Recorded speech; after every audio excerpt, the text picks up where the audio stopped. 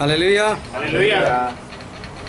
परमेश्वर का बहुत धन्यवाद करते हैं कि आज एक बार फिर हमारे परमेश्वर ने हमको जीवन दिया और इस जगह पर हमारे परमेश्वर ने हमको इकट्ठा किया। परमेश्वर पिता का बहुत धन्यवाद करते हैं। आओ हम उनके वचन की ओर चले और बाइबल से मत्ती रचित सुसमाचार उसका 22 अध्याय, मत्ती 22, और हम पढ़ेंगे 34 से लेकर 40 तक। मत्ती 22, 34 से 40। जब फरीसियों ने सुना कि यीशु ने सदूकियों का मुंह बंद कर दिया तो वे इकट्ठा हुए। उनमें से एक व्यवस्थापक ने उसे परखने के लिए उससे पूछा, हे गुरु, व्यवस्था में कौन कौन सी आज्ञा बड़ी है? उसने उससे कहा, तू परमेश्वर अपने प्रभु से अपने सारे मन और अपने सारे प्राण और अपनी सारी बुद्धि के साथ प्रेम रख। बड़ी और मुख्य आज्ञा तो यही है, और उसी के समान यह दूसरी भी है कि तू अपने पड़ोसी से अपने समान प्रेम रख। यही दो आज्ञा है, सारी व्यवस्था और भविष्यवक्ताओं का आधार है। परमेश्वर पिता का वचन हमारे लिए बहुत ही आशीषित है और परमेश्वर पिता का वचन सच्चा है। और बाइबल में लिखा है, यदि तू सच्चाई को जानेगा तो सच्चाई तुझे आज़ाद करेगी। आज एक बार फिर जब हम इकट्ठा हुए तब परमेश्वर के वचन को बहुत ध्यान से सुनना ताकि आप उसको ग्रहण कर सको और विशेष करके उसके अनुसार चलते हुए परमेश्वर के स्वर्ग राज्य के वारिस बन सको। जब हम आराधना करते हैं तो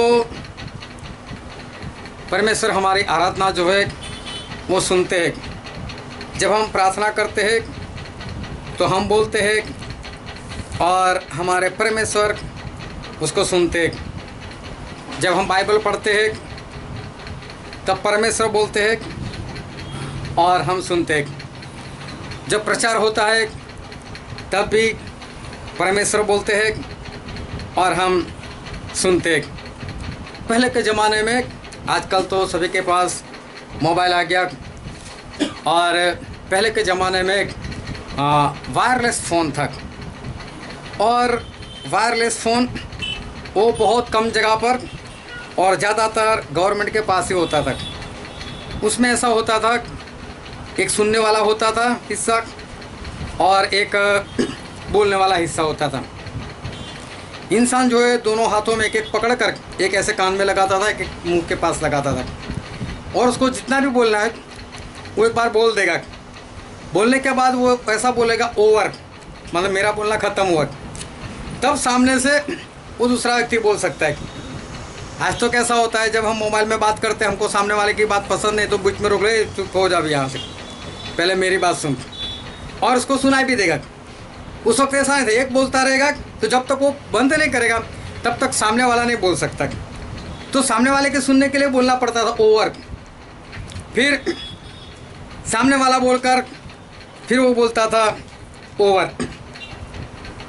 आज कैसा होता है, हम आराधना करते फिर बोल देते ओवर प्रार्थना कर देते फिर हम बोल देते ओवर। अभी परमेश्वर आपकी बारी, फिर परमेश्वर बोलते प्रचार करते और फिर परमेश्वर बोल देते ओवर। अभी जिसको जो करना है वो करे। इस तरह से जो बात होती है ना, उसको एक तरफा बात बोलते हैं कि किसी ने बोला, किसी ने सुना, बस एक ने बात की और दूसरे ने सुन ली। एक अंकल है, वो भी ऐसा ही करते, जब भी फ़ोन करते तो बस लगातार अपनी बात लगातार, और आखिर में बोलेंगे चलो परमेश्वर की कृपा में मिलेंगे, फ़ोन कट। कई बार तो हमें काम होता था, हमें कुछ पूछना होता, हम फ़ोन करते थे तो भी वो चालू, और आखिर में चलो परमेश्वर की कृपा में मिलेंगे, फ़ोन कट। फिर दूसरी बार फ़ोन करना पड़ता है, अंकल मुझे बोलना था मुझे कुछ बताना था, तब जाकर वो कुछ सुनते थे। नहीं तो एक तरफा बात और फ़ोन बंद। तो एक तरफा बात, मतलब कोई एक बोलता है और बोलता ही रहता है, और दूसरा सुनता है और वो सुनता ही रहता है। जब परमेश्वर ने इज़राइल लोगों को मिस्र देश से आज़ाद किया था, और जब वो लोग जंगल में जा रहे थे, परमेश्वर ने मूसा का इस्तेमाल किया था। और ऐसा हुआ कि जब मिस्र के लोग फिरौन फिर से इन लोगों को गुलाम बनाने के लिए वो समुंदर की ओर इनके पीछे आ गया, तो सभी लोग एक मन होकर मूसा के विरोध में खड़े हो गए। ए मूसा, हमको मरने के लिए लेकर आया, हमने तुझसे मना नहीं किया था, हमको मत छुड़ा, हम तो आज़ाद होना नहीं चाहते थे। सभी लोग एक मन होकर मूसा के विरोध में आ गए। किसी के विरोध में जाना मतलब क्या? आप किसी के विरोध में कब जा सकते हो? जब उसके प्रति आपको नफरत होगी, जब उसके प्रति बैर होगा, वरना जिससे प्रेम करते उसके विरोध में नहीं जाते। वो तो बोलेंगे मेरे लिए आसमान के तारे, चाहे ना जा सको फिर और लेकर आऊँगा। प्रेम करते हैं तो ऐसा होता है। लेकिन विरोध होता है, इसका मतलब क्या है कि बैर है, वहाँ पर अनबन है। और जब अनबन होती है तब इंसान का दूसरे इंसान से विरोध होता है। जब इनको पीने को पानी नहीं मिला तो भी सारे एक मन होकर मूसा के विरोध में आए। ए मूसा, प्यासा मरने के लिए लेकर आया। मूसा का विरोध कर रहे, मतलब मूसा से बैर रख रहे, मूसा के ऊपर प्रेम नहीं इनको। जब खाना नहीं मिला तो अभी मूसा के विरोध में, ये मूसा हमको भूखा मरने के लिए लेकर आया। प्रेम नहीं है, इसलिए विरोध है। रास्ता लंबा लगा, वचन का देश आ नहीं रहा है, फिर से मूसा का विरोध। ये मूसा, कितना रास्ता लंबा है, कब तक, कब हम पहुंचेंगे, कब तो हमको पहुंचाएगा, कितना लंबा रास्ता है। और मूसा का विरोध, मूसा के ऊपर प्रेम नहीं। मन्ना खाते खाते उनका जो प्राण था उकसा गया और बोलने लगे, मूसा, यहाँ तो हर रोज़ मन्ना मिलता है, हर रोज़ मन्ना मिलता है। हम तो मिस्र में मछली खाते थे, हम तो मीट खाते थे, साथ में खरबूजा होता था, लहसुन होता था, अदरक होता था, और यहाँ तो बस एक मन्ना, उसके साथ कोई मसाला नहीं, कुछ भी नहीं। ये मूसा, हमको मांस दे। मूसा का विरोध। फिर भी आगे बढ़ते गए, मूसा उनसे प्रेम करते रहे। मूसा ने कभी इज़राइल लोगों का विरोध नहीं किया।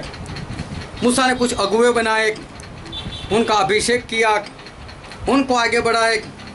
जो आगे बढ़े उनको भी घमंड आ गया। मूसा के जरिए आए थे, फिर भी मूसा का विरोध कर रहे, और मूसा का विरोध करते हुए बोल रहे, क्या तू अकेला पवित्र है क्या? क्या परमेश्वर तेरे अकेले से बात करते क्या? परमेश्वर हमसे बात नहीं करते, और इसलिए तू क्यों हमारा गवाह बनकर बैठा है? एक बार फिर मूसा का विरोध, क्योंकि बैर है, नफरत है, लड़ाई है, इसलिए लोग मूसा का विरोध करते। लेकिन मूसा एक बात याद रखते, उनका लक्ष्य, परमेश्वर ने उनको जो काम दिया है वो काम, और परमेश्वर वाला प्रेम, ये मूसा लगातार याद रखते। और मूसा सभी लोगों से लगातार प्रेम रखते हुए मूसा जो है वो आगे बढ़ रहे। एक बार तो ऐसा हुआ कि जो अगुवे लोग थे उनके ऊपर मूसा का आत्मा रखा गया। जो पवित्र आत्मा मूसा के अंदर काम कर रहे थे वही अभिषेक उन सभी लोगों का किया।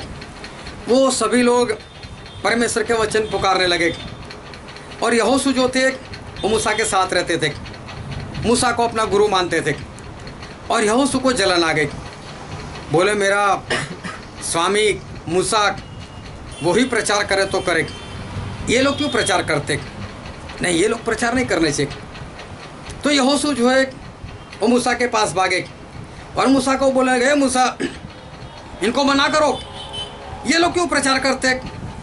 और तब मूसा जो है बहुत बढ़िया उनको उत्तर देते। और हम बाइबल में पढ़ते हैं गिनती का पुस्तक, उसका 11वां अध्याय और उसका 28 और 29 वचन।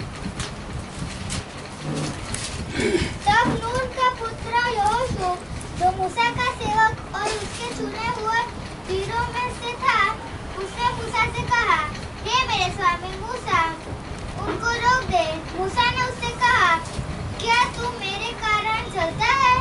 भला होता कि यहोवा की सारी प्रजा के लोग नबी होते और यहोवा अपना आत्मा उन सबों में संवार देता। देखो मूसा ने क्या बोला, ए यहोशू तुझे जलन आ रही है बोले, उनको मना करने की बात कर रहा है, तो जलन आ रही है।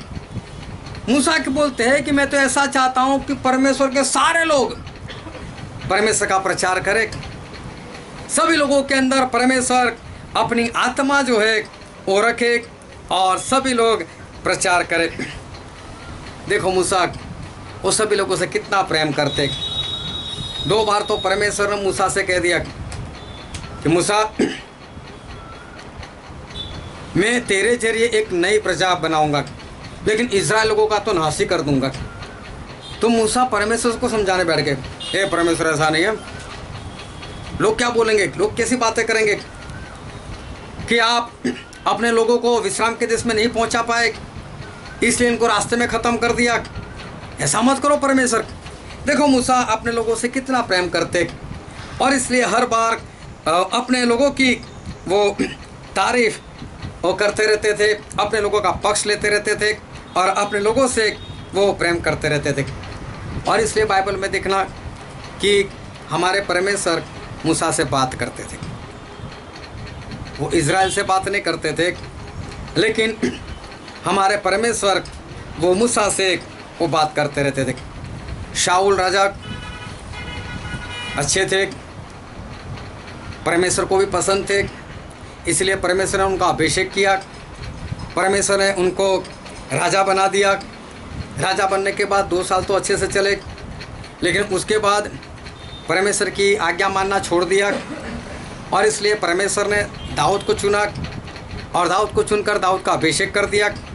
अब दाऊद जो है वो इज़राइल का राजा वो बनने वाले थे, लेकिन शाऊल को जब पता चला कि दाऊद राजा है और मेरे बाद वो राजा बनने वाले, और तभी से शाऊल जो है वो लगातार दाऊद के प्रति बैर, हर रोज उठकर एक ही काम, एक ही लक्ष्य, दाऊद को ख़त्म करना है, दाऊद को ख़त्म करना है। 2 बार तो दाऊद उनका भूत प्रेत निकालने के लिए आए थे, उनको चंगाई देने के लिए आए थे, तो भी 2 बार तो भाला मार दिया। वो तो अच्छा हुआ दाऊद ने देख लिया, दाऊद हट गए वहाँ से और दाऊद भाग गए, लेकिन लगातार शाऊल जो है वो दाऊद से बैर रख रहे। 2 बार तो ऐसा हुआ कि दाऊद के हाथ में शाऊल आ गए, लेकिन शाऊल ने मोबाइल में सूझे तो पछे ध्यान रखो ना, जो दाऊद के हाथ में 2 बार शाऊल आ गए, और जब शाऊल आ गए तो दाऊद ने ऐसा किया, एक बार उनका जो कपड़ा था वो काट दिया और दूसरी बार उन्होंने उनका पानी पीने का जो प्याला था वो लेकर चले गए और उन्होंने बताया, शाऊल अगर आज मैं चाहता तो इस कपड़े की जगह पर या तो इस प्याले की जगह पर तेरा सर मेरे हाथ में हो सकता था, मैं तुझे ख़त्म कर सकता था, लेकिन मैं तुझसे बैर नहीं रखता, मैं तो तुझसे प्रेम करता हूँ। लेकिन शाऊल जो है वो लगातार दाऊद के ऊपर वो बैर रखते थे।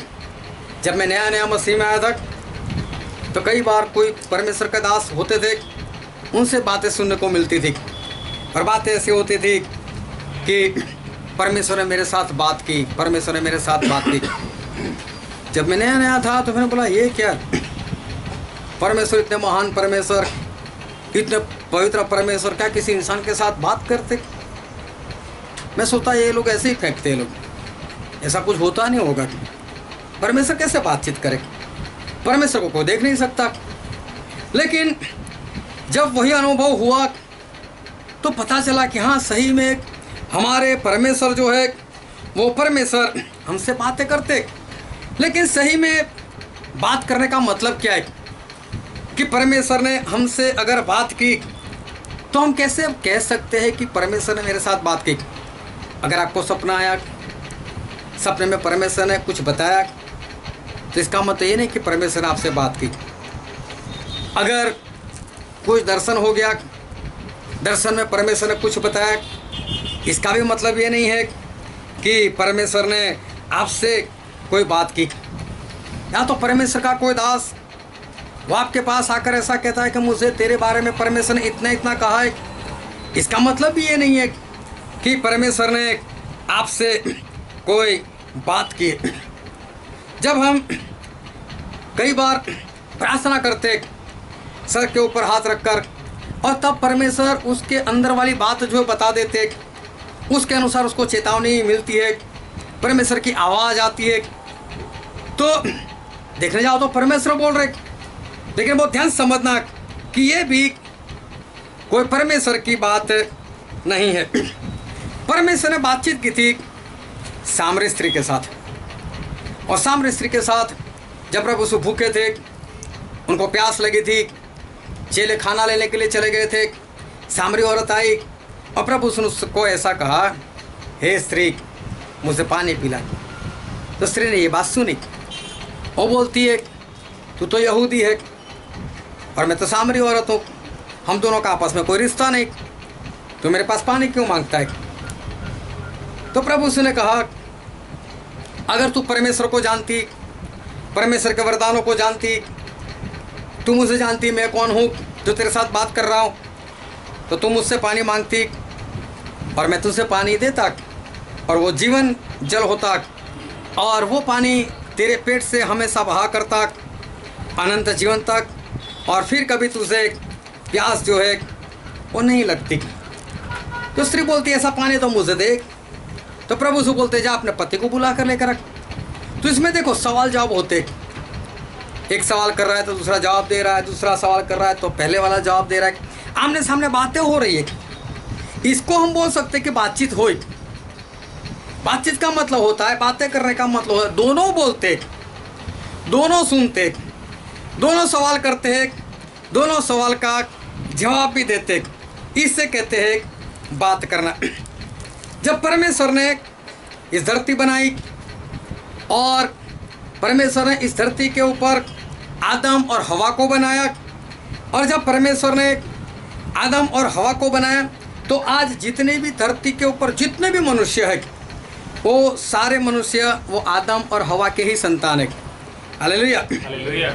हमारे आदि माता पिता अगर कोई है तो वो कौन है? हमारे आदम और हवा। वो सबसे पहले हमारे माता पिता, सबसे पुराने वाले, उनका मान सम्मान जो है वो तो होना चाहिए, क्योंकि परमेश्वर ने क्या बताया कि माता पिता का क्या करो? सम्मान करो। तो जो सबसे पहले माता पिता है उनका सम्मान हमें करना ही चाहिए। आया ना? एक बार एक लड़की मुझसे मिली, बोली मैं तो स्वर्ग में जाऊंगी सबसे पहले हवा से ही मिलूंगी। मैं बोला क्यों? बोले हवा से मिलकर पूछूंगी कि एक फल खाए बिना रह नहीं सकती थी। बोले हमें फंसा दिया। अभी देखो स्वर्ग में तो जाना अभी तो देर की बात है, अभी हवा से ही नफरत कर रही है। अभी नफरत रखकर सबसे पहली बात तो ये है कि वो स्वर्ग में नहीं जाएगी। वो कौन सी स्वर्ग में जाकर पूछ सकने वाली? क्योंकि नफरत है तो स्वर्ग में जा ही नहीं सकते। अभी देखो जब कोई शादी करता है या तो शादी का रिश्ता जो है वो तय करता है, तो देखना हम लोग बायोडाटा बनाते, एक तो कंपनी में देने के लिए भी, जॉब के लिए, और लड़का या लड़की एक दूसरे को देने के लिए भी, शादी के लिए भी बायोडाटा बनाते। दोनों बायोडाटा में कुछ कुछ अंतर है। उसमें क्या लिखते हैं? मौसाड़ मतलब माँ का गांव कौन सा है, मतलब कहीं लड़की जो ढूंढ रहे या तो लड़का जो ढूंढ रहे वो उसकी माँ भी अगर वहीं की है तो दोनों की माँ आपस में बहनें हुई, तो मासी मासी के लड़के लड़के हुई, चाहे एक दूसरे को कभी देखा भी ना हो, लेकिन शादी नहीं करेंगे, हम तो भाई बहन हो गए। ऐसा लोग देखते।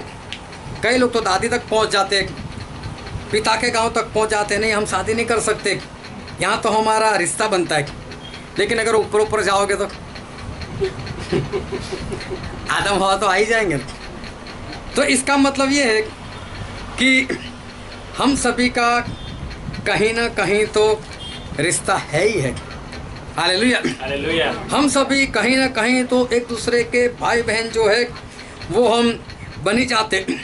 और इन सब को पैदा करने वाले जो है, इन सब को बनाने वाले जो है, वो तो है हमारे परमेश्वर। हमारे परमेश्वर ने पूरी सृष्टि, वो सिर्फ आदम और हवा मतलब एक ही जोड़े से हमारे परमेश्वर ने ये सारी सृष्टि की जो रचना है वो उन्होंने की है। हम सभी आदम और हवा के ही संतान हैं और उनको बनाने वाले हमारे परमेश्वर, मतलब हम सभी परमेश्वर के ही संतान हैं। इसमें धर्म को कोई लेना देना नहीं, किसी जाति को कोई लेना देना नहीं, चाहे कोई भी धर्म का हो। हम सभी आदम के ही लोग हैं, हम परमेश्वर के ही लोग हैं। हम सभी कहीं ना कहीं एक दूसरे के साथ जो है वो मिलते जुलते हैं, एक दूसरे के रिश्तेदार जो है वो हम है ही एक। अभी देखो, जो हमारे माता पिता होते तो उनके घर में चाहे 2 बच्चे हो, चाहे 3 हो, चाहे 4 हो, चाहे कितने भी हो, लेकिन माता पिता जो होते वो अपने बच्चों से कैसे प्रेम करते।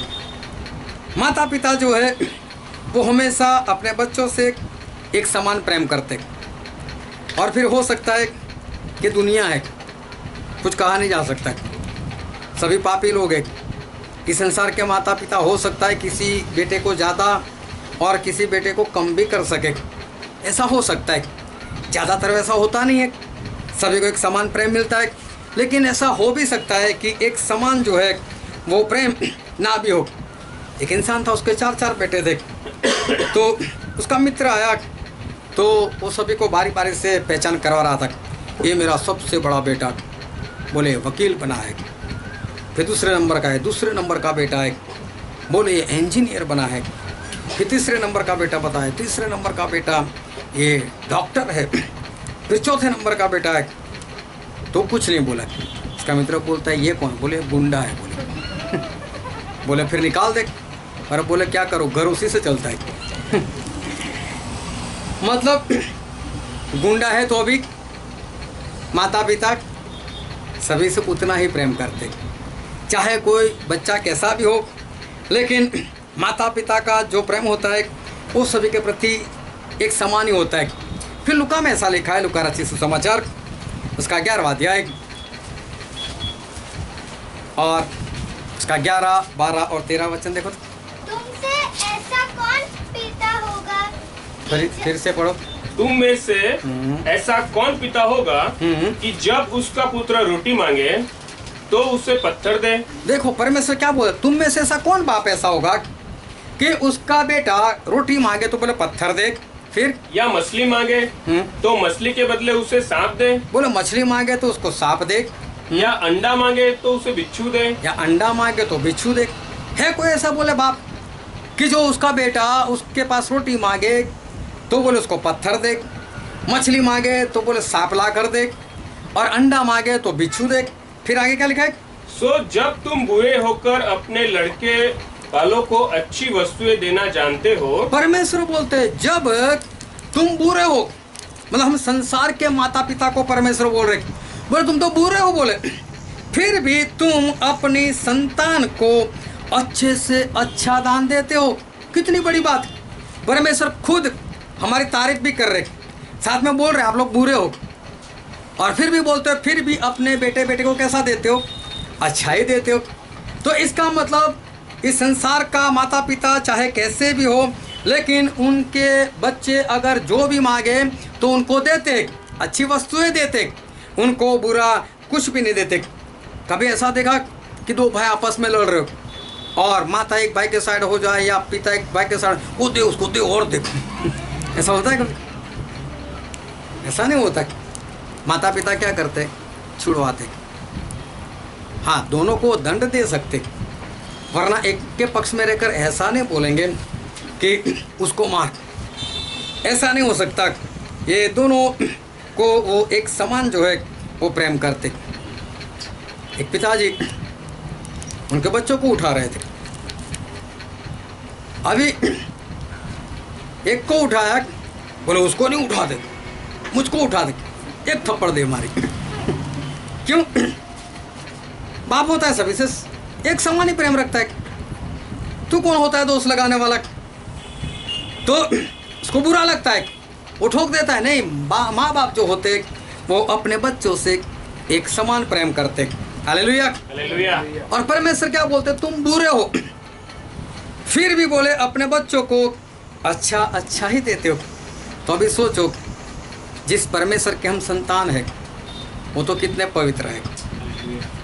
हमारे परमेश्वर जो है वो कितने पवित्र है। अगर आप किसी से बैर रखो, अभी ध्यान से समझ तक, अगर आप किसी से बैर रखो तो जिससे भी बैर रखते हो वो तो परमेश्वर का बेटा बेटी है ना। परमेश्वर को कैसा लगेगा? अगर आप किसी से बैर रखते हो तो परमेश्वर को कैसा लगेगा? उनको बुरा लगेगा कि मेरा बेटा मेरी बेटी, मेरे बेटे से मेरी बेटी से वो तो बैर रखता है। अगर आप में किसी के भी प्रति बैर है, वो अच्छा है बुरा वो उसका चक्कर नहीं है, लेकिन अगर आपके जीवन में आपके हृदय में किसी के प्रति बैर है तो जिसको आप बैर रखते हो, जिसके ऊपर बैर रखते हो, वो भी तो परमेश्वर का बेटा है, वो भी तो परमेश्वर की बेटी है। और हम बुरे माता पिता फिर भी सभी बच्चों को एक समान प्रेम करते हैं। तो सोचो, जो हमारे पवित्र परमेश्वर है वो आपसे जितना प्रेम करते हैं उतना ही प्रेम जिसको आप बैर रखते हैं उसको भी तो करते हैं। Hallelujah, hallelujah. तो परमेश्वर को कैसा लगेगा? परमेश्वर सोचेंगे ये मेरा बेटा, ये मेरी बेटी, वो कैसी है? मेरा एक दूसरा बेटा है, मेरी दूसरी बेटी है, उससे तो बैर रखता है। अगर आप किसी की निंदा करते हो, किसी की गलत बातें करते हो, तो परमेश्वर क्या सोचेंगे? ये तो मेरे बेटे की बात कर रहे, ये तो मेरी बेटी जो है उसकी बातें कर रहे। अगर आप किसी को ताना मार रहे हो, चाहे वो कोई भी हो, आपको नफरत है इसलिए ताना मार रहे हो, लेकिन हमारे परमेश्वर को कैसा लगेगा? क्योंकि जिसको आप ताना मारते हो वो भी तो परमेश्वर का ही है। परमेश्वर तो उससे भी प्रेम करते, परमेश्वर ने तो उसको भी बनाया है। Hallelujah, hallelujah. तो जब आप किसी से बैर रखते हो, आप किसी से निंदा करते हो, आप किसी को ताना मारते हो, तो हमारे परमेश्वर को अच्छा नहीं लगता। उनका तो वो भी बेटा है। अगर आप किसी से लड़ाई करते हो तो अभी परमेश्वर देखते ये तो मेरे ही बेटे के विरोध में, मेरी ही बेटी के विरोध में ये तो लड़ाई करता है। परमेश्वर को कैसा लगेगा? सोचो, अगर आप किसी के ऊपर क्रोध कर रहे हो तो हमारे परमेश्वर को कैसा लगेगा? क्योंकि जिसके ऊपर आप क्रोध कर रहे हो वो भी तो परमेश्वर का बेटा है, वो भी तो परमेश्वर की बेटी है। तो हमारे परमेश्वर को कैसा लगेगा? इज़राइल के लोग वो बार बार एक होकर मूसा का विरोध करते थे। प्यासा मरने के लिए लेकर आए, भूखा मरने के लिए लेकर आए, कितना रास्ता लंबा है, कब पहुंचाएगा, कितना चलाएगा? परमेश्वर को कैसा लगता होगा? मेरे चुना हुआ दास, मेरा बेटा, उनका भी तो भाई है, इनसे ऐसा क्यों करते हैं लोग? लेकिन मूसा जो थे वो मूसा लगातार उनसे प्रेम रखते थे, और परमेश्वर जो है वो मूसा से वो बातचीत करते रहते थे। Hallelujah, hallelujah. परमेश्वर मूसा से बातचीत करते रहते थे। और हम बाइबल में पढ़ते हैं गिनती का पुस्तक उसका 12वां अध्याय,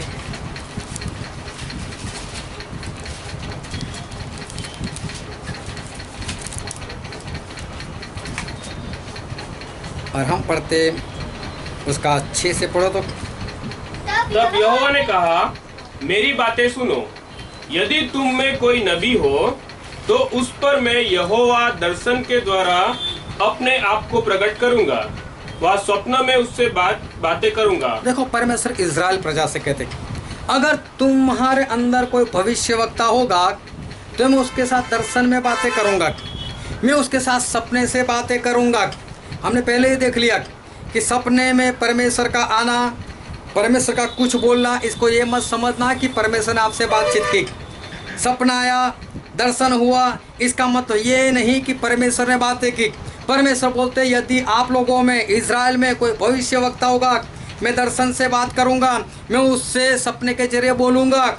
फिर आगे, परंतु मेरा दास मूसा ऐसा नहीं है। हाँ वह तो मेरे सब घरानों में विश्वास योग्य है। हाँ उससे मैं गुप्त रीति से नहीं, हाँ परंतु आमने सामने और प्रत्यक्ष होकर बातें करता हूँ। हाँ, मैं तो मूसा के सामने आमने सामने बैठकर बिंदास से बात करता हूँ।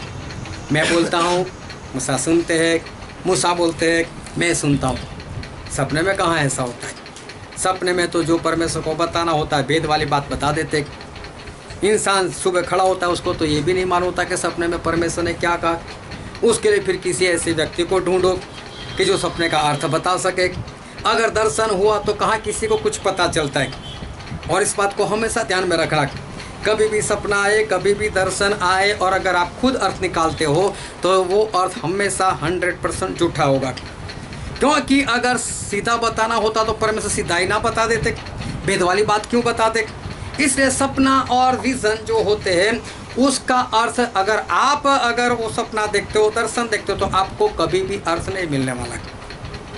लेकिन अगर आप अर्थ करते हो तो एक घमंड है, और परमेश्वर कभी भी ऐसे इंसान को अर्थ नहीं बता सकते, क्योंकि अर्थ बताना होता तो शांति से आकर उसके साथ बातचीत ही ना कर लेते। तो परमेश्वर जो है उन्होंने स्पष्ट कहा, मैं भेद वाली बात करूंगा, कोई भविष्यवक्ता होगा तो सपने में बोलूंगा, मैं दर्शन में बताऊंगा। लेकिन मेरा दास मूसा ऐसा नहीं है, वो तो विश्वास योग्य है। मैं उसके साथ तो आमने सामने बैठकर सीधी सी बात किया करूंगा, वहां पर कोई भेद वाली बात नहीं होगी। ये मूसा मिला पाला तंबू बना, सीधी सी बात। लेकिन किसी और को अगर मिला पाला तंबू दिखाई दे तो फिर उसमें भेद वाली बात होगी, फिर उसमें वो बात नहीं होगी जो मूसा के साथ हुई।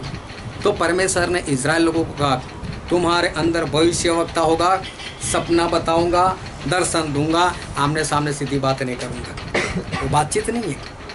लेकिन मूसा के साथ बोले, मूसा के साथ तो मैं सीधी बात करूंगा। क्यों मूसा के साथ सीधी बातें करूंगा? क्यों मूसा के साथ सपना नहीं? क्यों मूसा को विजन नहीं? क्यों परमेश्वर ऐसा बोलते हैं मैं मूसा के साथ आमने सामने बैठकर डायरेक्ट सीधी सी बात करूंगा? क्योंकि मूसा पूरे इजराइल से लगातार प्रेम में बने रहे, वो उनसे प्रेम करते रहे, क्योंकि वो भी परमेश्वर की ही संतान थी।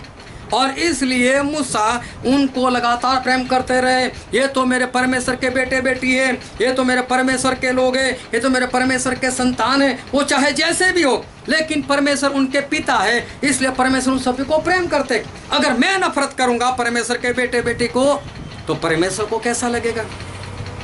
और इसलिए परमेश्वर मूसा से डायरेक्ट बातें करते थे, लेकिन इजराइल के साथ बातें नहीं की। और जब भी इजराइल लोगों को आज्ञा की जरूरत होती थी तो परमेश्वर मूसा को बोलते हैं, मूसा इतनी इतनी आज्ञा जाकर बता दे। तो परमेश्वर बात करते थे कैसे? मूसा के जरिए, जा मूसा उनको इतना बता दे। कई बार होता है ना ऐसा, तू बोल देना उसको, मैं डायरेक्ट बात ना करूँ, संबंध नहीं रहा, डायरेक्ट बात नहीं। परमेश्वर मूसा को कहते थे और मूसा के जरिए आज्ञा जो है वो आती थी। और मूसा बोलते थे चलो छावनी करो, सभी लोग रुक जाते थे। मूसा बोलते चलो उठो, कुछ करना है, आगे बढ़ना है, तो सभी लोग उठकर वो निकल पड़ते थे। पर बात करना मतलब क्या? बात करने का मतलब कुछ और होता है। और हम बाइबल में पढ़ते हैं निर्गमन का पुस्तक, उसका 33वां अध्याय और 12 वचन से कोई पढ़ो तो। और मूसा ने यहोवा से कहा, देखो बातचीत किसको कहते? कि परमेश्वर से बातचीत करना। और बातचीत करने का मतलब होता है, मूसा ने यहोवा से कहा, सुन, तू मुझसे कहता है हाँ कि इन लोगों को ले चल, हाँ, परंतु यह नहीं बताया कि तू मेरे संग किसको भेजेगा। देखो मूसा परमेश्वर से बात कर रहे कि परमेश्वर आपने मुझे ऐसा कहा कि इन लोगों को ले चल। मैं पहले परमेश्वर ने बात की, अभी मूसा जवाब दे रहे कि आपने ऐसा बोला मैं इनको लेकर चलूं, लेकिन आपने परमेश्वर ये तो नहीं बताया कि आप मेरे साथ किसको भेजोगे। फिर तो भी तूने कहा है कि तेरा नाम मेरे चित्त में बसा है। फिर भी परमेश्वर आपने मुझे ऐसा कहा है कि मेरा नाम आपके चित्त में बसा हुआ है और तुझ पर मेरे अनुग्रह की दृष्टि है, और मैंने तेरे पर अनुग्रह किया, ऐसा परमेश्वर आपने मुझे कहा है। और जब यदि मुझ पर तेरे अनुग्रह की दृष्टि हो तो मुझे अपनी गति समझा दे, जिससे जब मैं तेरा नाम पाऊं तब तेरे अनुग्रह की दृष्टि मुझ पर बनी रहे। हाँ फिर उसकी भी सुधि कर कि यह जाति तेरी प्रजा हो। हाँ यहोवा ने कहा, देखो मूसा ने बोल दिया तो पर सामने से परमेश्वर उत्तर दे रहे। हाँ पढ़ो। मैं आप चलूंगा और हाँ। तुझे विश्राम दूंगा। देखो परमेश्वर ने सामने बात की, परंतु ऐसा बोलते कौन आएगा? परमेश्वर मूसा से बोलते मूसा मैं आऊंगा तेरे साथ। फिर उसने उससे कहा, यदि तू आप न चले तो हमें यहाँ से आगे न ले जा। हाँ अभी मूसा सामने परमेश्वर आप आने वाले हो, क्या बात है, लेकिन देखो आप ना आने वाले हो ना तो मुझे भी आगे मत भेजना। देखो आमने सामने बातें हो रही। फिर यह कैसे जाना जाए कि तेरे अनुग्रह की दृष्टि मुझ पर और अपनी प्रजा पर है? हाँ क्या इससे नहीं कि तू हमारे संग संग चले, हाँ। जिससे मैं और तेरी प्रजा के लोग पृथ्वी भर के सब लोगों से अलग ठहरे? हाँ यहोवा ने मूसा से कहा, देखो मूसा ने इतनी बात बोली, अभी सामने से यहोवा परमेश्वर उत्तर दे रहे। हाँ मैं यह काम भी जिसकी चर्चा तूने की है करूंगा। हाँ देखो परमेश्वर क्या बोले, मूसा तू जैसा बोलता है ना वैसा भी मैं तो करूँगा। इसको बोलते बातचीत, आमने सामने दोनों बातचीत कर रहे। यहाँ तो क्या प्रचार हो, परमेश्वर बोलते रहे ओवर, चले गए, बात खत्म। प्रार्थना की ओवर, बात खत्म। ये बातचीत नहीं है। बातचीत का मतलब दोनों आमने सामने बोलते, दोनों एक दूसरे से सवाल जवाब करते, दोनों एक दूसरे को उत्तर देते, उसे कहते हैं बातचीत। सिर्फ एक तरफा जो बात होती है उसको बातचीत नहीं कहा जा सकता, लेकिन दोनों तरफ से बात होती है, दोनों एक दूसरे की सुनते, दोनों सुनकर एक दूसरे को उत्तर देते। क्या परमेश्वर इंसान के साथ इस तरह बात करे? हम देख रहे मूसा के साथ परमेश्वर बात कर रहे थे, आमने सामने बैठकर मूसा बोलते थे, वो सुनकर परमेश्वर उत्तर देते थे। फिर परमेश्वर कुछ बोलते थे तो मूसा सुनकर उत्तर देते थे, और दोनों आमने सामने बैठकर इस तरह से एक दूसरे के साथ वो बातचीत वो करते थे। शाऊल राजा, उनके पास भी तो परमेश्वर की आज्ञा आई थी। शमूएल ने बताया था उसको अमालेक लोगों का पूरा नाश कर देना, उनको ख़त्म कर देना, परमेश्वर ने ऐसा कहा है। लेकिन शाऊल जो है वो शाऊल ने आज्ञा को नहीं माना, और वो तो दाऊद से बैर रखने लगा। तो दाऊद कौन थे? वो तो परमेश्वर का अभिषिक्त दास थे। दाऊद कौन थे? वो तो परमेश्वर की संतान थे। शाऊल भी तो परमेश्वर की संतान थे। ये दोनों आपस में तो भाई लोग हैं, लेकिन एक दूसरे के ऊपर बैर। शाऊल जो है वो तो दाऊद के ऊपर बैर रखते, लेकिन दाऊद जो है वो दाऊद उनके ऊपर, शाऊल के ऊपर बैर नहीं रखते। तो देखो परमेश्वर ने शाऊल से बात नहीं की, लेकिन परमेश्वर जो है वो दाऊद से बातचीत करते थे। और पहला शमूएल में लिखा है, पहला शमूएल उसका 28वां अध्याय उसका 6 वचन। और जब शाऊल ने यहोवा से पूछा, तब यहोवा ने न तो स्वप्न के द्वारा उसे उत्तर दिया, और न उरीम के द्वारा, और न भविष्यवक्ता के द्वारा। देखो शाऊल ने बोला, परमेश्वर कुछ बोला होगा, मैं क्या करूं, लड़ाई के लिए जाऊं या ना जाऊं? परमेश्वर ने उत्तर ही नहीं दिया। किस तरह से उत्तर नहीं दिया? बोले सपने के जरिए भी उत्तर नहीं दिया, उरीम के जरिए में चिट्ठियों डालने के द्वारा भी उत्तर नहीं दिया। भविष्यवक्ता के पास गए तो परमेश्वर वहाँ भी कुछ नहीं बोले। देखो बातचीत तो दूर की बात, लेकिन किसी से बैर रखते हैं ना तो परमेश्वर उत्तर तक नहीं देते। बातचीत तो बहुत दूर की बात है, लेकिन किसी से बैर रखो तो वो भी तो परमेश्वर का पुत्र है, वो भी तो परमेश्वर के पुत्र है। तो परमेश्वर उससे बातचीत कैसे करे? ये मेरा बेटा है, ए मेरी बेटी है, तुझसे बैर रखता है, तू उसकी निंदा करता है, तो परमेश्वर उससे बातचीत कैसे करे? फिर परमेश्वर ऐसे लोगों से वो बातचीत नहीं करते। शाऊल के साथ परमेश्वर ने कोई भी बात नहीं की, लेकिन देखो दाऊद के साथ कैसे बातें करते थे। हम देखते हैं पहला शमूएल उसका 23वां अध्याय, पहला शमूएल 23वां अध्याय और उसका 2, 3, 4 वचन। तब दाऊद ने यहोवा से पूछा, क्या मैं जाकर पलिश्तियों को मारूं? देखो दाऊद ने परमेश्वर से पूछा कि मैं पलिश्तियों को मारूं। यहोवा ने दाऊद से कहा, हाँ। जा। हाँ, देखो परमेश्वर ने सामने से उत्तर दिया, जा। फिर और पलिश्तियों को मार, कीला को बचा। 4 तक पढ़ना। परंतु दाऊद ने जनों ने उससे कहा, हम तो इस यहूदा देश में भी डरते रहते हैं। यदि हम कीला जाकर पलिश्तियों की सेना का सामना करे तो क्या बहुत अधिक डर में न पड़ेंगे? चलो उसका 10, 11, 12 वचन पढ़ो तो। तब दाऊद ने कहा, हे इज़राइल के परमेश्वर यहोवा, तेरे दास ने निश्चय सुना है कि शाऊल मेरे कारण किला नगर नष्ट करने को आना चाहता है। क्या किला के लोग मुझे उसके वश में कर देंगे?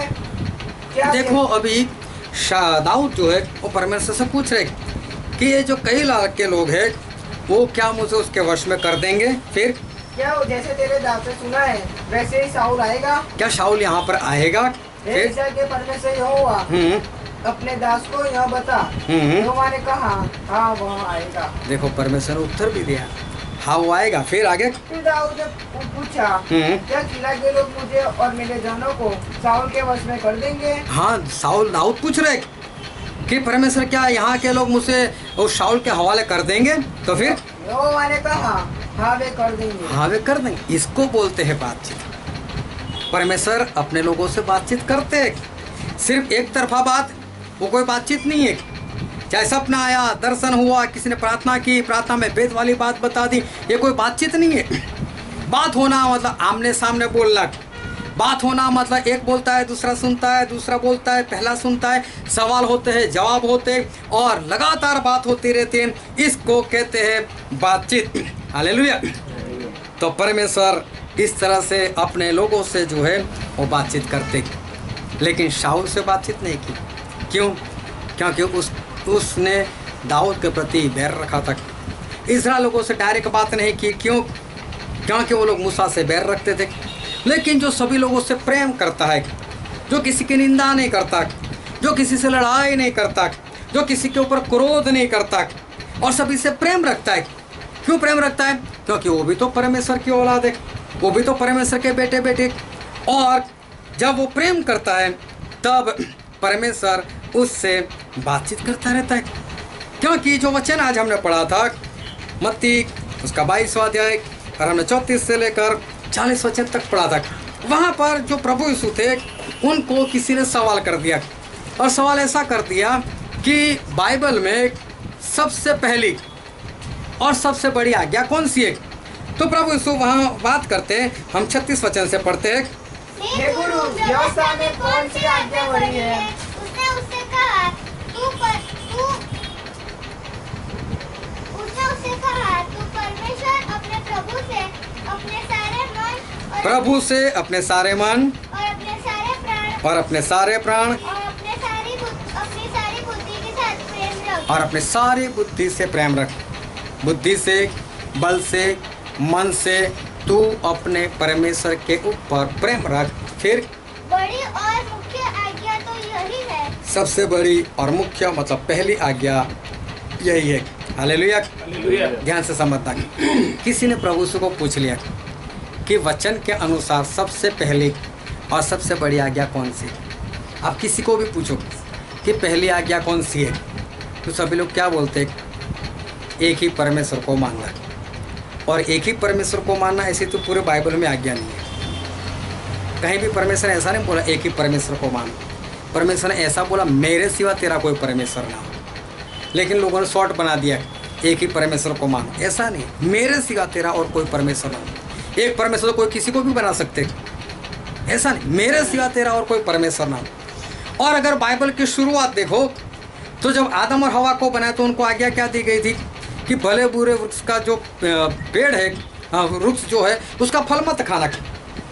देखने जाओ तो सबसे पहली बाइबल में आज्ञा ये आई।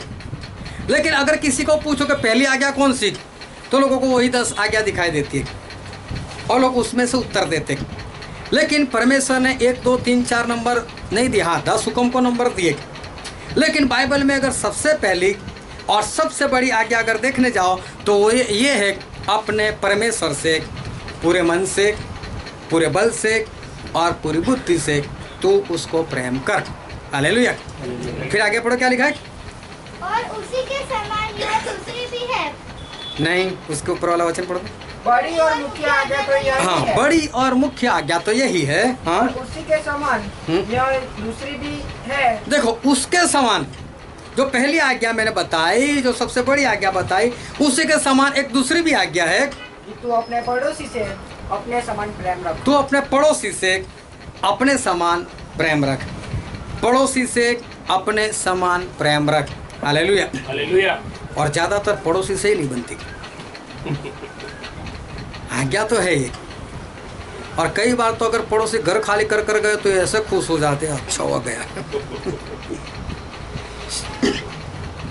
दूसरा है तो अच्छा है। तो एक इंसान ने प्रभु से पूछ लिया मेरा पड़ोसी कौन, तो प्रभु से ने उसको बताया कि एक इंसान था जो यरीहो को जा रहा था। पहले याजक मिला, वो चला गया दूसरे रास्ते से, लेवी मिला, वो दूसरे रास्ते से चला गया। एक सामरी आया, मतलब कि दुश्मन आया, उसने उसकी सहायता की। बोले उसमें 3 में से उसका पड़ोसी कौन ठहरा, तो बोले जिसने उसकी सहायता की। तो सहायता किसने की थी? दुश्मन ने सहायता की थी।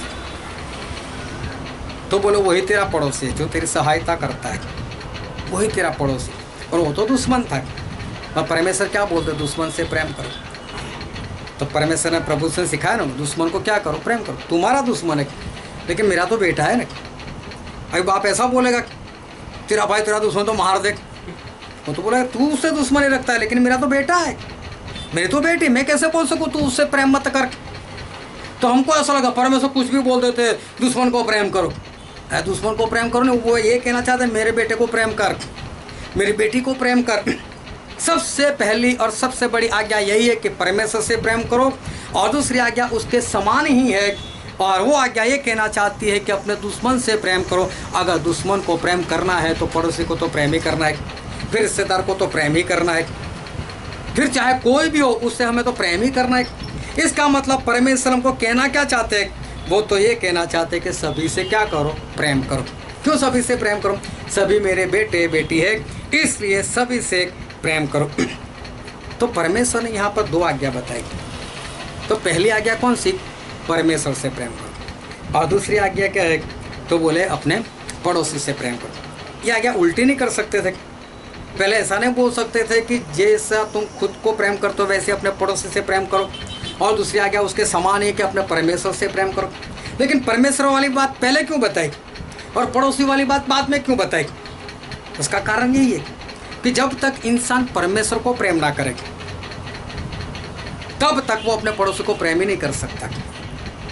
तो सबसे पहले हमें किसको प्रेम करना है? परमेश्वर को प्रेम करना है। तभी हम हमारे पड़ोसी को, हमारे रिश्तेदार को, हमारे दुश्मनों को हम तभी प्रेम कर सकते। क्यों? हमें सबसे पहले परमेश्वर को प्रेम करना है। देखो प्रेम ऐसे नहीं हो जाता। आप रास्ते में जाते हो, कितने लोग भिखारी मिल जाते हैं, कितने लोग अनजाने मिल जाते हैं, कई बार रास्ते में एक्सीडेंट हो जाता है। क्या आप सभी के पीछे भागते रहते हो? क्या प्रेम करते हो, सभी के पीछे भागते रहते हो? फिर कमाई कब करोगे, खाओगे कब? तो इसका मतलब कोई भी मिल जाता है उसको आप प्रेम नहीं करने लग जाते। प्रेम कब होता है? जब आप उसको जानते हो, जब आप उसको समझते हो, जब उसकी अच्छाइयों के बारे में आपको पता चलता है, तब आप उस व्यक्ति से प्रेम कर सकते हो। वरना कोई बोले ये गुंडा है, मवाली है, इसे प्रेम करो, ये बिल्कुल पागल है, 1 साल से नहीं नहाया, उसको प्रेम करो। तो किसी का तो मुंह ऐसे ही बिगड़ गया। अभी सोचो, तो प्रेम कब होता है? जब हम उसको जानते हैं, उसको समझ लेते हैं, उसको पहचान लेते हैं, तभी हम उस व्यक्ति को हम प्रेम कर सकते। इसलिए परमेश्वर क्या बोलते? सबसे पहले मुझे प्रेम करो। मुझे तो जानते हो, मैं तुझे ऑक्सीजन दिया है, मैं तुझे सूरज दिया है, मैंने तुझे जीवन दिया है, मैं तुझे आयु दी है, मैं तुझे पति दिया है, मैं तुझे पत्नी दी है, मैं तुझे बच्चे दिए। तो परमेश्वर बोलते हैं कि पहले मुझसे प्रेम करो। तो परमेश्वर को भी हम प्रेम कब कर सकते हैं? जब परमेश्वर को भी पहचान लेंगे ना तब। हाँ, वरना तो लोग कहाँ कहाँ भटकते हैं मालूम नहीं। परमेश्वर को सच में पहचानोगे ना तो ही प्रेम कर पाओगे। और जब परमेश्वर को पहचान लोगे तो आपको ये पता चलेगा सारी धरती के निवासी लोग वो मेरे परमेश्वर के ही बेटे बेटी है। और जब उनके ही बेटे बेटे तो फिर आप क्या सोचिए, तो मेरे परमेश्वर का बेटा है, ये तो मेरे परमेश्वर की बेटी है। चाहे वो पागल है, चाहे साल से नहीं नहाया, चाहे जो भी है, लेकिन आप उसको क्या करोगे? प्रेम करोगे। जब परमेश्वर से पहचान लोगे, जब परमेश्वर को पहचानोगे तब आप एक दूसरे से आप प्रेम कर सकते हो। हालेलुया। हालेलुया। इसलिए परमेश्वर ने ये आज्ञा पहले रखी कि पहले तुम परमेश्वर से प्रेम करो। जब परमेश्वर से प्रेम करोगे तभी आप किसी के प्रति आप अपने दिल के अंदर बैर नहीं रखोगे, किसी के भी प्रति आप ईर्ष्या नहीं रखोगे, कभी भी आप किसी की निंदा नहीं करोगे, कभी भी आप किसी के ऊपर क्रोध नहीं करोगे। और जब इस तरह से आप जीवन जियोगे तो परमेश्वर ऊपर से देखेंगे, हाँ ये मेरा बेटा, ये मेरी बेटी कितने अच्छे से जीवन जीते। और तब परमेश्वर क्या करेंगे? बातचीत करेंगे। तब हमसे परमेश्वर की बातचीत जो है वो होगी। ऐसा नहीं कि परमेश्वर बता कर चले जाएंगे, फिर बैठेंगे, फिर आप बोलोगे और परमेश्वर सुनेंगे। परमेश्वर सुन के फिर सामने जवाब देंगे, देख बेटा ऐसा, देख बेटी ऐसा। फिर आप सुनकर फिर आप उनसे बात करोगे। ऐसे बातचीत जो है वो परमेश्वर हमसे करेंगे। हालेलुया। हालेलुया। क्या कभी किसी ने ऐसा अनुभव किया कि परमेश्वर के साथ घंटा 1.5 घंटा बैठे, आमने सामने परमेश्वर से बातचीत की?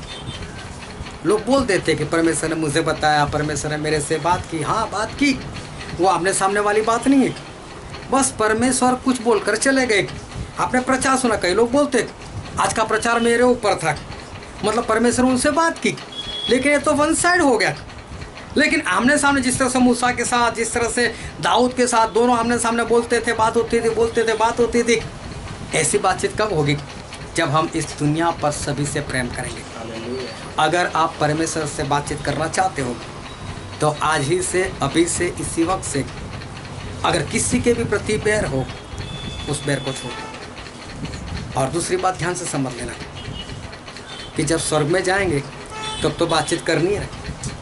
अभी बातचीत का संबंध नहीं है तो स्वर्ग में परमेश्वर लेंगे? नहीं लेंगे। फिर परमेश्वर बोलेंगे छोड़। तो परमेश्वर हमसे बातचीत करना चाहते हैं। सभी से प्रेम करो तो परमेश्वर आपके साथ बैठेंगे। और सभी से प्रेम करने के लिए क्या चाहिए? हमारे जीवन में नम्रता चाहिए। और इसलिए एक वचन पढ़ते हैं, गिनती का पुस्तक उसका 12वां अध्याय और 3रा वचन। मूसा पृथ्वी भर के रहने वाले सब मनुष्यों से बहुत अधिक नम्र स्वभाव का था। हाँ, मूसा सबसे नम्र स्वभाव के थे। 35-40 लाख लोगों को बड़े बड़े चमत्कार करते हुए बाहर निकाल कर लेकर आना, और जिसके पीछे 35-40 लाख लोग चलते आ रहे हो, और इतने बड़ों का जो अगुवा बनकर बैठा हो, जिसके पास इतने 35 से 40 लाख लोग हो, क्या वो किसी के साथ बात करेगा? क्या किसी को भी प्रेम करेगा? वो तो ऐसे घूमेगा, हाँ 35 साल लोग हो, बड़े बड़े चमत्कार किए मैंने। हाँ, देखना कई पास्टर लोग ऐसे, फ़ोन नंबर तो देंगे लेकिन आप फ़ोन कर कर देखो, हाँ उनके साथ कभी भी बातें नहीं होगी, कभी भी नहीं। उनका पीए होगा, उनका सेक्रेटरी होगा, वो भी पहले आपको कितने सवाल जवाब करेगा, तब जाकर उससे बातचीत होगी। लेकिन मूसा कैसे थे? नम्र थे। जो नम्र स्वभाव के हैं ना, वही सभी से प्रेम कर सकते, वही सभी से बातचीत कर सकते हैं। और जो नम्र नहीं है वो कैसा है? वो तो अकड़ू है। अभी स्वर्ग में भी ऐसे घूमे तो अभी इस ज़माने में सही में एक बार अस्पताल जाकर आना, जिनको सांस लेने की समस्या है, जब अकड़ गर्दन होती तो सांस लेने में समस्या आती है। नम्र होते तो बिंदा से सांस आती है अंदर, है ना? नम्र बनो, यहाँ पर भी आनंद और वहाँ पर भी आनंद। परमेश्वर हमसे बातचीत करेंगे।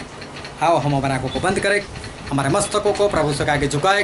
जो राजाओं के राजा है, जो प्रभु का प्रभु है, जो हमारे बीच में है, जो कभी नहीं बदलते, जो हमसे बहुत प्रेम करते।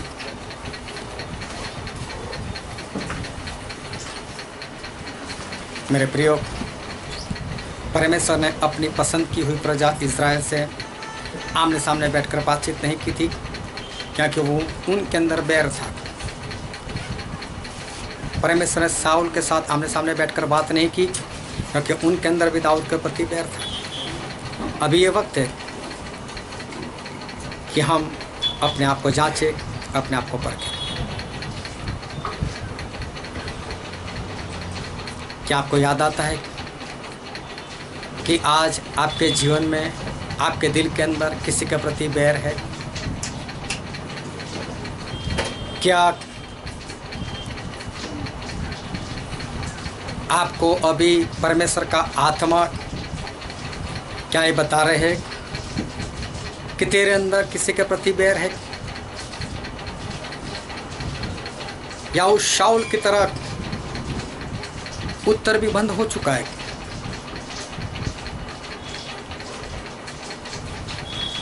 अगर पवित्र आत्मा आपको बता रहे आज ही उसके साथ सुलह कर लो, क्योंकि वो भी परमेश्वर का बेटा है, वो भी परमेश्वर की बेटी है, और परमेश्वर के किसी भी बेटे और बेटी के साथ बैर रखते हुए आप कभी भी स्वर्ग में नहीं जा सकते, और परमेश्वर आपसे कभी बातचीत नहीं कर सकते। और इसलिए सभी से प्रेम रखो ताकि परमेश्वर आपसे बातचीत कर सके।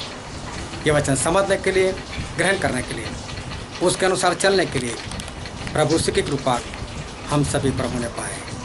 Thank you Jesus.